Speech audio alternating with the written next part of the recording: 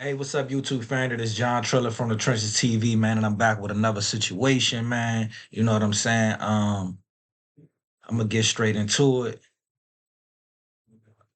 It says woman beats three men in a rap battle, so they raped, shot her. Damn, that's messed up, man.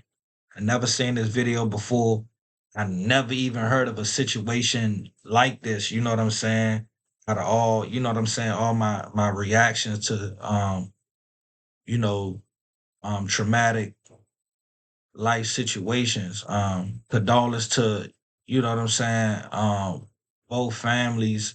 And I want to get straight into it. Um, you ain't gonna catch HIV or AIDS from like, comment, and subscribing on my content. Um, and to all the upcoming creators, man, if you comment, I'm subscribing. You know what I'm saying? That's how I'm doing it. Because if you subscribe to me and I subscribe to you, then you know what I'm saying. Now we helping each other in the algorithm. I'm gonna just say that, and that's facts. You know what I'm saying? Because I subscribe to a lot of people, and people are slowly but surely subscribing to me. I mean, YouTube is trying to adjust like my subscribers and my views and everything because it's coming in so quick. So let's get straight to it though.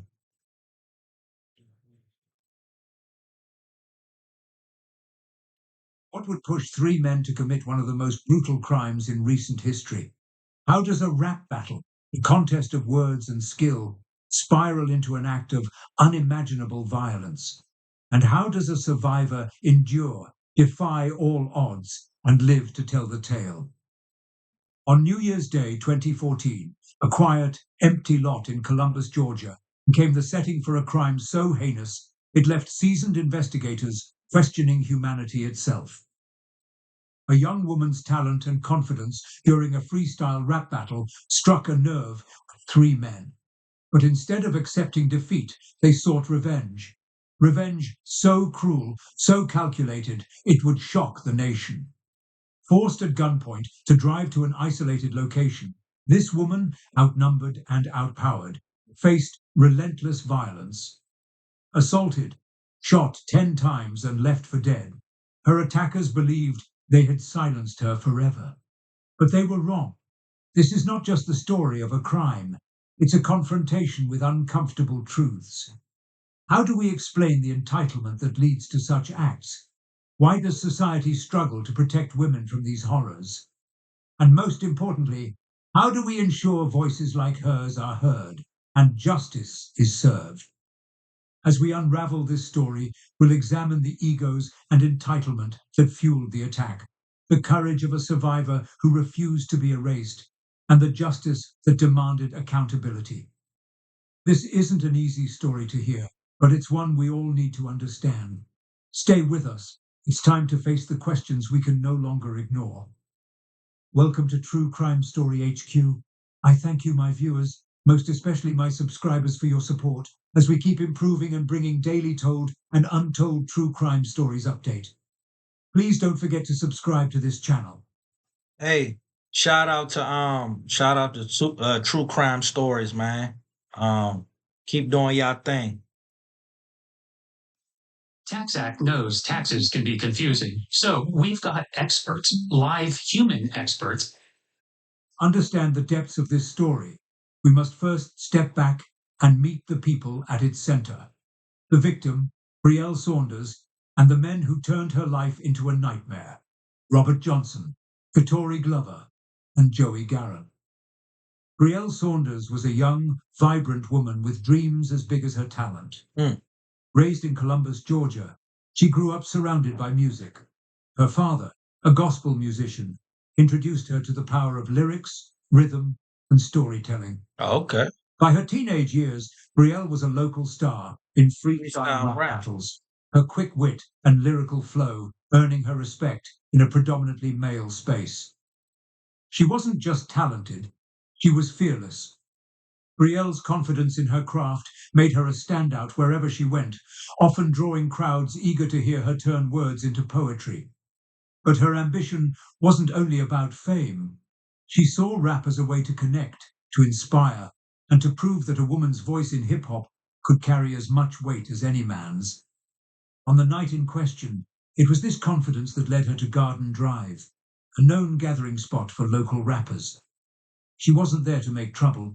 She was there to compete, to showcase her skill, and to enjoy the thrill of the mic. What she didn't know was that her strength and success would spark envy and rage in the wrong people. But what would become clear in the aftermath is this. Brielle's resilience, forged through years of overcoming challenges, would be the very thing that kept her alive. Now, let's turn to the men who changed the trajectory of Brielle's life forever. Robert Johnson, Katori Glover, and Joey Garan. Each of them carried a history that, when pieced together, revealed a disturbing pattern of anger, violence, and disregard for others. Robert Johnson was the ringleader. At 25, he was already well acquainted with the legal system. His juvenile record painted a troubling picture, including a conviction for forcing an 8-year-old girl to perform unspeakable acts when he was just 13. He claimed the victim had followed him willingly, a chilling glimpse into his warped sense of entitlement. As an adult, Johnson's temper and need for control dominated his interactions. Friends described him as someone who thrived on intimidation, using his physical presence and sharp tongue to keep others in line. Katori Glover, 26, was quieter but no less dangerous. Though, And look, all these dudes, they young guys. You know what I'm saying? They young guys for real. There's a lot of young dudes like commit some crazy crime. You know what I'm saying? Some crazy reckless crimes. described a man who seemed calm on the surface but could erupt without warning.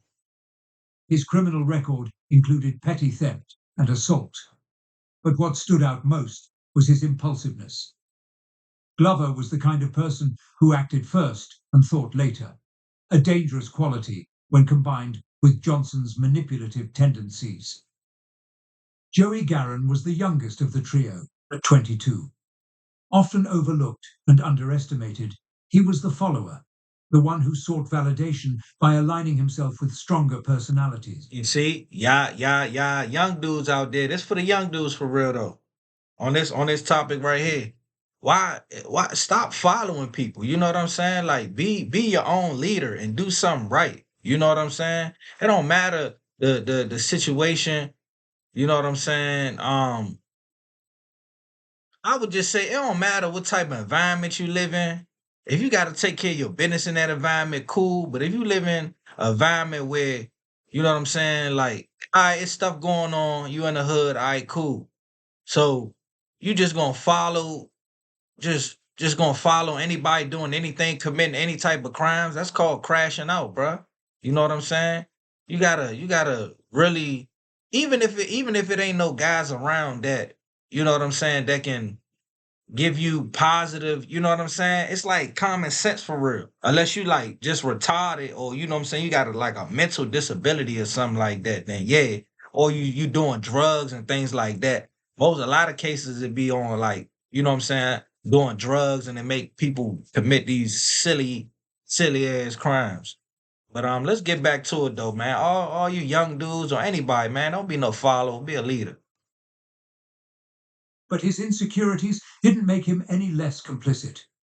In fact, Garen's unpredictability often escalated situations, his need to prove himself leading to acts of recklessness that left destruction in their wake. Together, these three men formed a volatile group. Johnson was the leader, the one who set the tone. Glover acted as the enforcer, carrying out orders without hesitation. Dumb. Garen, desperate for acceptance, filled in the gaps, adding fuel Desperate. to an already dangerous mix. What brought them together that night on Garden Drive was their shared need for dominance and recognition. But what set them apart was their inability to handle rejection. Brielle's victory in the rap battle wasn't just a loss to them, it was a challenge to their egos. And in their world, where control was everything, that challenge demanded retaliation. It began as a night full of energy and excitement, the kind that often surrounded underground rap scenes. party house on Garden Drive was alive with music, laughter, and the quick-fire cadence of freestyle rap battles. Brielle Saunders was in her element, confident, skilled, and ready to take on anyone who stepped up to the mic. The house buzzed with anticipation as Brielle, well known for her sharp wit and lyrical talent, went head-to-head with some of the best freestyle rappers in the room. The crowd gathered close, cheering with every clever line and sharp retort. Mm-hmm. Among those watching were Robert Johnson, Katori Glover, and Joey Garrett. How y'all gonna hate on a female? And I don't even know if y'all rappers. You know what I'm saying? But how y'all gonna hate on a female that can rap better than y'all? Like, what is she? I want to hear and I want to understand. Like, what did she do to y'all for y'all to even do this though? It's crazy. For a while, the rap battles seemed like nothing more than friendly competition. Brielle's energy and skill drew everyone in, including the three men. They watched her with growing fascination, her ability to dominate the battle sparking a mix of admiration and frustration. Eventually, the battle moved from the crowded house to the quieter space of Brielle's car, where she, Johnson, Glover, and Garin continued to freestyle. It seemed So they was all music type of individuals, but they so messed up in the head and like they trying to prey on her. They trying to get intimate with this rapper broad. So I'm kind of seeing what's going on now. Like they trying to like one of them or all of them trying to like, yeah, they trying to get with her on a sexual level. for a moment like a harmless extension of the night's fun. Inside the car, the mood remained light.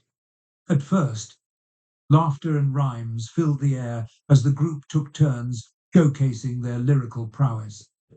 Brielle held her ground effortlessly, her verses flowing with the same confidence that had captivated the crowd earlier.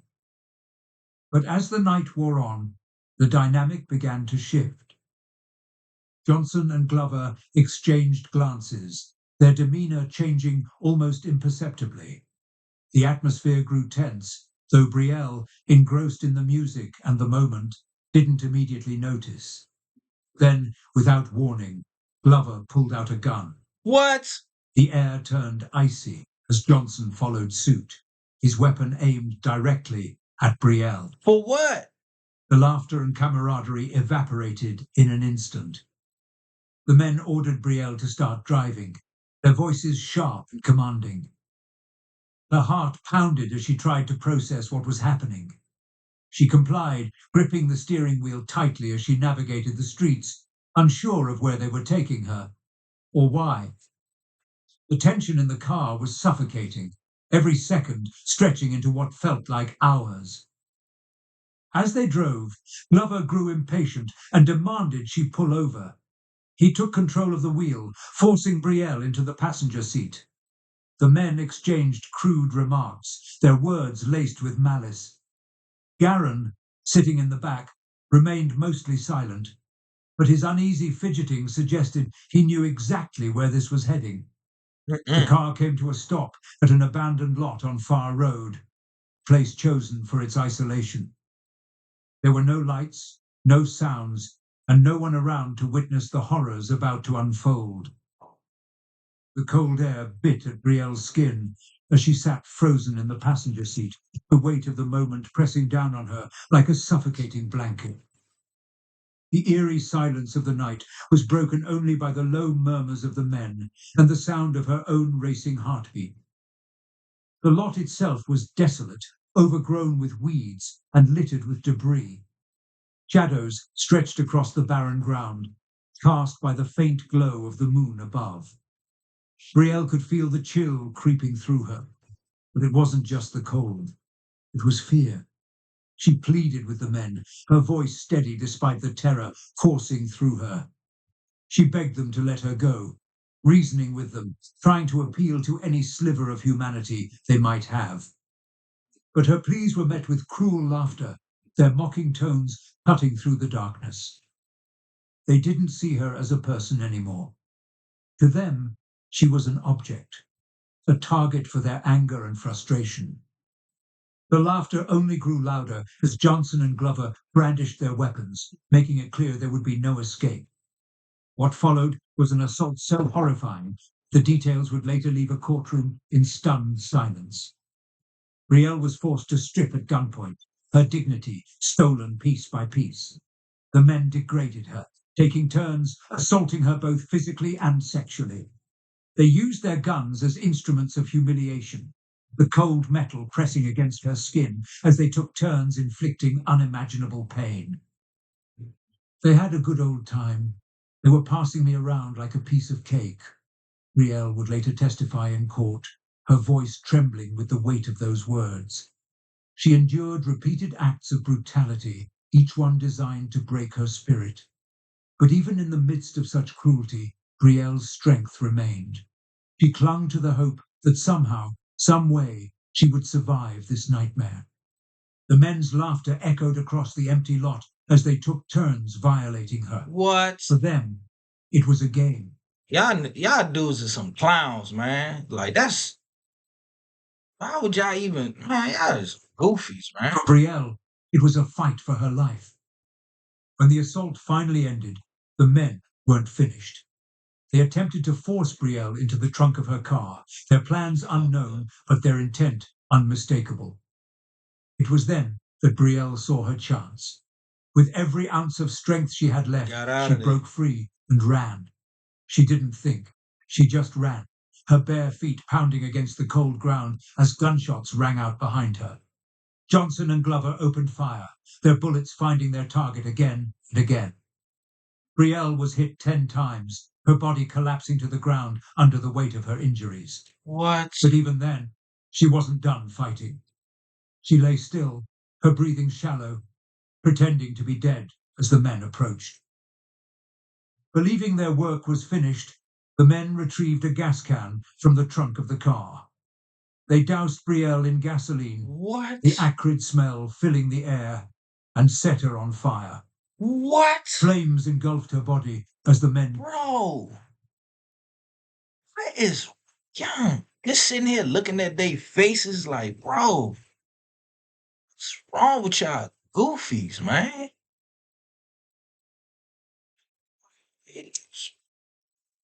convinced they had erased all evidence of their crime. But Brielle wasn't done. Against all odds, she found the strength to move. Through the pain of her burns and bullet wounds, she crawled inch by inch toward safety. Her body was broken, but her will to live remained unshaken. Passers-by eventually found her, drawn by the faint sound of her cries. They called for help, and Brielle was rushed to the hospital, her life hanging by a thread. Doctors marveled at her survival, calling it nothing short of a miracle. Covered in burns and riddled with bullet wounds, Brielle had endured more than most could imagine. And yet, she was alive. Her story was far from over. What had happened in that lot was only the beginning of a journey toward justice. Stay with us as we explore how Brielle's courage would shine in the days to come, and how her testimony would bring 3 men to account for their crimes. As Brielle Saunders fought for her life in the hospital, the wheels of justice began to turn. The case landed on the desk of Lieutenant Lance Deaton, a seasoned investigator with years of experience in handling violent crimes. Yet, even for Deaton, this case stood out. The brutality described by first responders and medical staff left no doubt that this would be one of the most harrowing investigations of his career. Deaton arrived at the scene on Far Road, a desolate and eerie lot still bearing the marks of the previous night's horror. Burnt patches of grass and scattered debris painted a grim picture. Among the evidence were bullet casings, tire marks, and fragments of clothing, a silent testament to the violence that had unfolded there.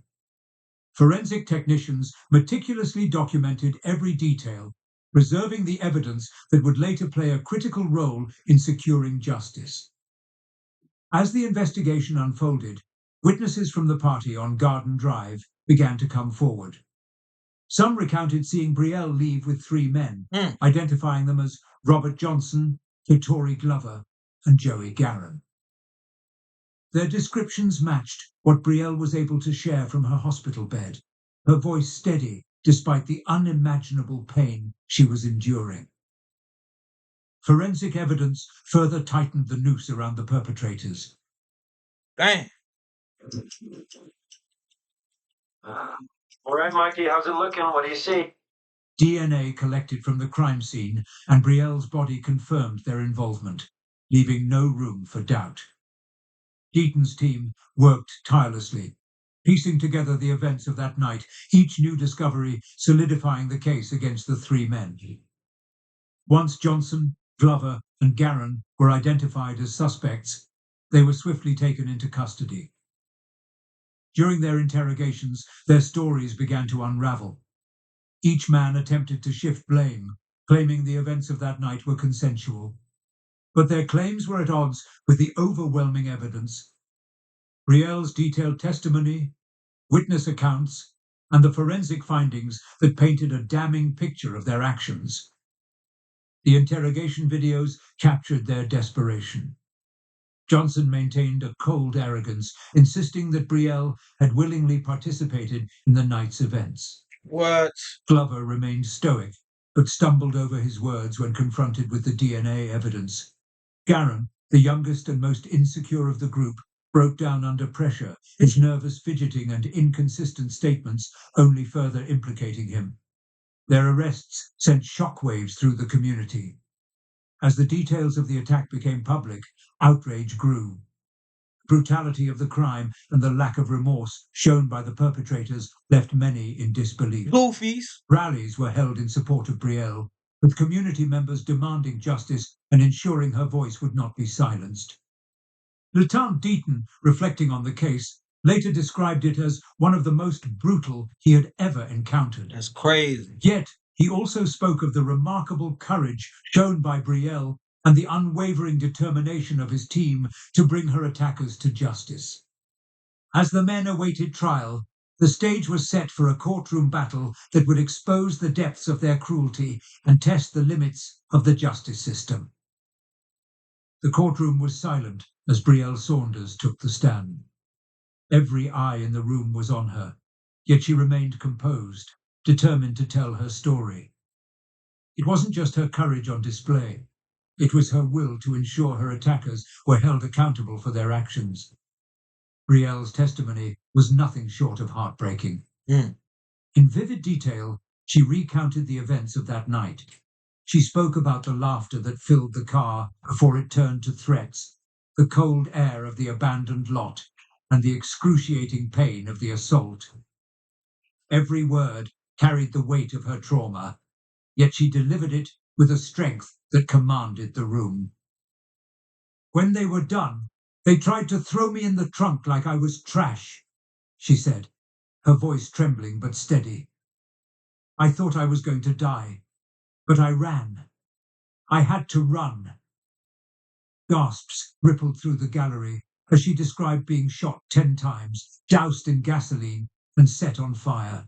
Man, Brielle, man, if you see this video, man, hey, you a very, very, very, very, very, very strong woman, man. And I'm glad you're still here. You know what I'm saying? I'm glad you're still here. And I hope you're doing your music. I didn't think I'd survive, she continued, but I did.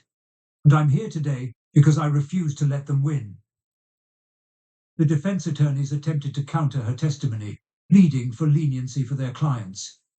They painted Johnson, Glover, and Garron as men who had made terrible mistakes but were capable of redemption. My client has expressed deep remorse, said Adam Deaver, Hitori Glover's attorney. He's willing to take responsibility for his actions, and I ask this court to consider his potential for rehabilitation. But prosecutor Sadana Daly was relentless. She dismantled the defense's arguments with precision, presenting overwhelming evidence of the defendant's actions and their lack of genuine remorse. Right. These men didn't just attack Brielle. They dehumanized her, Daly said. Their actions were calculated, cruel, and entirely devoid of empathy. They didn't show her mercy then, And they don't deserve mercy now. Daly pointed to the interrogation videos where the men claimed Brielle had consented to the assault, knowing full well they had forced her at gunpoint. She also highlighted Johnson's juvenile record, which included a prior sexual offence, to underscore the danger they posed to society. They treated her like an object, disposable and insignificant, Daly declared. This court must send a clear message that such evil will not go unpunished. Judge Art Smith III delivered his verdict with the gravity the case demanded. Johnson, Glover, and Garron sat motionless as he read out their sentences, the weight of their punishment sinking in with every word. Johnson and Glover received 6 life sentences plus 95 years, while that's a lot of time. Damn, man. I don't wish no jail on nobody. Like, this ain't my situation and nothing. But man, they child like cooked y'all. They just cooked them, Slim. Y'all gonna die in that joint, man. I feel like even if y'all was on the streets, you know what I'm saying? Y'all all three, y'all, somebody would have smoked all three of y'all for real. And I would have hoped that somebody even got y'all out the way like that. And then set y'all on fire, see how it feel. 5 life sentences plus 70 years. Their crimes, aggravated assault, rape, sodomy, kidnapping, and more, were met with the harshest penalties the law could impose. Judge Smith's words were scathing as he addressed the defendants. The testimony in this case is among the most brutal I've heard in my tenure as a Superior Court judge, he said. You treated Miss Saunders as though her life had no value, as though she was disposable. But she proved you wrong. Her will to survive has brought us here today, and now you must face the consequences of your inhumanity. Dang. The sentences were met with relief and applause from the gallery, where Brielle's family and supporters sat. The community's demand for justice had been heard, and the men who had sought to destroy Brielle's life would now spend the rest of theirs behind bars. The trial was a victory for justice, but it was also a testament to Brielle's courage. She had faced her attackers, shared her story, and ensured they could never harm another person again. As the courtroom emptied, one thing was clear. This was more than a legal battle. It was a fight for dignity, accountability, and the enduring power of resilience. Stay with us as we reflect on the aftermath of the case and how Brielle's strength continues to inspire those around her. Brielle Saunders' recovery was nothing short of miraculous. Her physical wounds, 10 gunshot injuries and severe burns, required months of intensive care and rehabilitation. But the emotional scars would take even longer to heal. Surrounded by her family and community, Brielle found strength in their unwavering support. They rallied around her, proving that while the attack had broken her body, her spirit remained unshaken. Strong. The impact of Brielle's story rippled far beyond her personal journey. Her case sparked a rallying cry for justice, shining a harsh light on the epidemic of violence against women. Community leaders called for changes to local policies, including increased protections for vulnerable individuals and harsher penalties for violent offenders. Her bravery inspired countless others to speak out, ensuring that her story was not just about pain, but also about empowerment. This case serves as a stark reminder of the importance of justice and the resilience of the human spirit. Brielle's courage showed that even in the face of unimaginable pain, survival and triumph are possible. But it also leaves us with a question. What can we do as a society to ensure that no one else endures such suffering? All right, so like when he just said, like, you know what I'm saying, what could we all do to ensure um it's just like a lot of my videos, you know what I'm saying? It's just I feel for women that go through, these type of things with men, you know what I'm saying? Cause I never went through that with no woman. Like I never even took it to the level of like like, you know what I'm saying, taking a woman out, you know what I'm saying? It's been like thoughts in my mind, you know what I'm saying, thinking like, damn, I feel like this woman is trying to antagonize me to, like, you know what I'm saying, take her life. But that's where, you know what I'm saying, I like walk away because you can actually see all that type of stuff on the news. I know the feeling of how it feels for a woman to push a man to, you know what I'm saying, get to the level where he feels like he wants to, you know what I'm saying, take a life or hurt a woman and stuff like that. I know the feeling. But you have to like walk away from those type of situations because you have women out there that will antagonize a man to try to push him to that level. You know what I'm saying? But then again, you got men that, just blankly just blacks out and just, you know what I'm saying, like just comes out of nowhere with a crazy behavior towards a woman and the woman ain't even do nothing to him. You know what I'm saying? So it's like, women, y'all gotta get y'all gun license, practice how to shoot. You know what I'm saying? Um, because these dudes, man, it's a lot of dudes that are like act like they good dudes. You know what I'm saying? And do all this and that and try to, you know what I'm saying, play in your face and act like things is cool. And then, within a split second, you know what I'm saying, you see a whole nother side of them. You know what I'm saying? They start beating you, hitting you, and all that. You know what I'm saying? Um, I was never that type of dude, you know what I'm saying? I was never that type of dude. I was only in one relationship where, it kind of got physical between me and my girlfriend, but she started just randomly putting her hands on me. You feel me? And I just wasn't feeling it. You know what I'm saying? And then she just started doing things like crazy things, you know what I'm saying? And I just eventually had to walk away and keep it pushing, you know what I'm saying? Because it was unhealthy for me, you feel me? But shout out to Brielle Saunders. You know what I'm saying? I hope you see this video. Much love and blessings to you. I hope you have a gun at this point now. The situation happened in 2014. But prayers to, you know what I'm saying, everybody in this situation, man. You know what I'm saying? God don't like ugly. And this is John Triller checking out from the Trenches TV, man. See y'all soon. Oh yeah, don't forget to like and subscribe. You ain't gonna catch HIV or AIDS from liking and subscribing to my channel. All right, peace, bless up.